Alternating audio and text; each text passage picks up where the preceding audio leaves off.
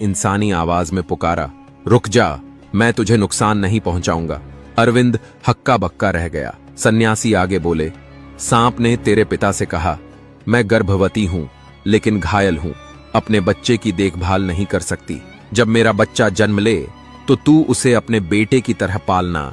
और फिर कुछ ही देर बाद उस सांप ने इंसानी रूप वाले बच्चे को जन्म दिया। वही बच्चा तू था। तेरे पिता तुझे उठाकर ले आए, मगर उन्होंने कभी सच किसी से नहीं कहा। बस इतना कहा कि यह भगवान का दिया हुआ वरदान है। अरविंद का चेहरा सफेद पड़ गया, उसकी आंखों से आंसू बह निकले। सन्यासी बोले, बेटा, सच यह है कि तेरी मां कोई साधारण स्त्री नहीं थी, वह शापित थी। संभव है वह कभी इंसान रही हो और किसी छल कपट से उसका रूप बदल गया हो। अगर तू सच्चाई जानना चाहता है तो उसी कुएं तक लौटना होगा जहां यह सब शुरू हुआ। अरविंद रोते हुए खड़ा हो गया। उसके सीने में सवाल गूंज रहे थे। मेरी मां आखिर कौन थी? उसने मुझे क्यों छोड़ा? और क्या मेरे भीतर इंसान का खून है या सांप का? अरविंद कांपते हुए कदमों से उस पगडंडी पर बढ़ रहा था जो कुएं की तरफ जाती थी। घना जंगल उसके चारों ओर फैलता चला जा रहा था। पेड़ों की ऊंची डालियों से छनकर आती हल्की धूप जमीन पर टुकड़ों की तरह बिखरी थी। हवा में अजीब सी ठंडक घुली थी, जैसे कोई अनजानी ताकत उसका पीछा कर रही हो। हर झाड़ी के पीछे उसे सरसराहट महसूस होती। उसका दिल धक धक करता रहा, मगर आंखों में एक ही सवाल चमक रहा था, मेरी मां आखिर कौन थी? रास्ता आसान नहीं था।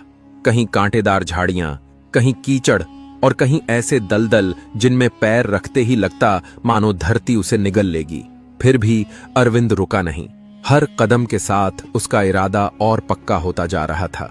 चलते चलते वह एक जगह ठिठक गया। सामने एक गहरा दलदल था। वह सावधानी से बढ़ा, लेकिन अचानक उसका पांव फिसल गया और वह दलदल में धंसने लगा।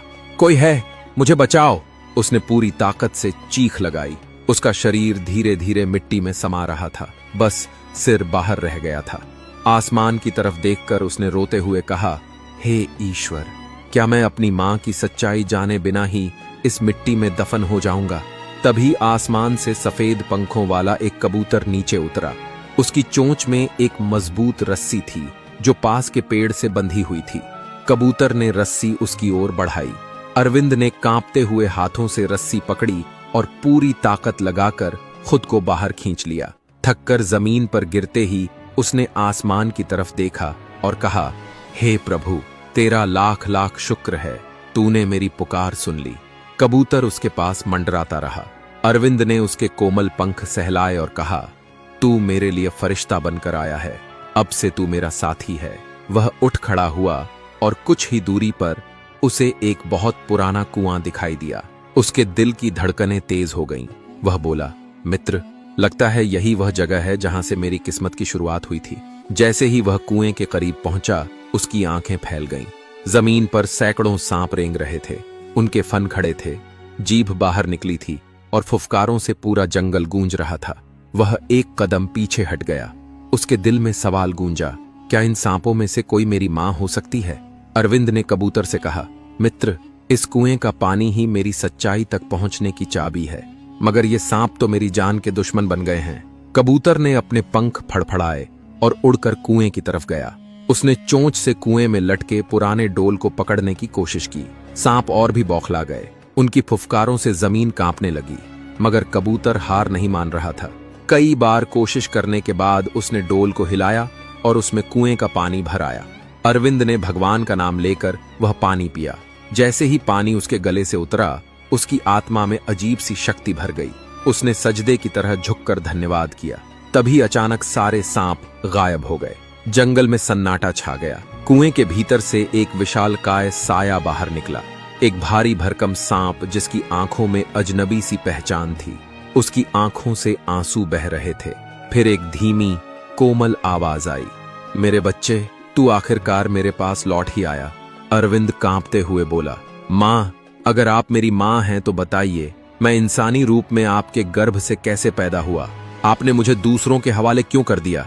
सांप की आंखों में चमक आई, लेकिन आवाज दर्द से भरी थी। बेटा, मैं असल में कोई साधारण नागिन नहीं हूं। मैं कभी एक राजमहल की रानी थी, एक बादशाह की प्रियतमा। तू उस प्रेम का अनमोल तोहफा है।